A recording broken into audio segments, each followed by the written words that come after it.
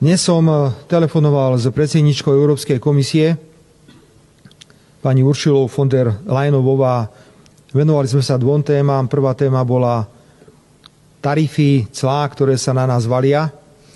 Strašne mi vynadala Uršula, ale že strašne. To Robert, to si čo dorobil? To si prečo preboha takto vyrokoval s tým Trumpom? Si ty normálny. Normálne mi nadávala pol hodinu. Že som úplný idiot. Že som tam predsa bol, že som s Muskom hovorila, že ja som to nevybavil pre celý svet. Dámy a páni, teraz vážne,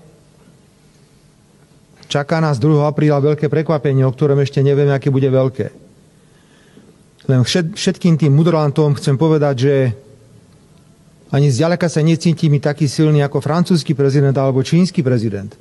Veď tam bol francúzsky prezident Emmanuel Macron u prezidenta Trumpa. Tak on nie je zlý? Ja som zlý? Myslím si, že sme sa mali trošku všetci predovšetkým ukludniť, pokiaľ ide o kritiku za každú cenu a za každých okolností.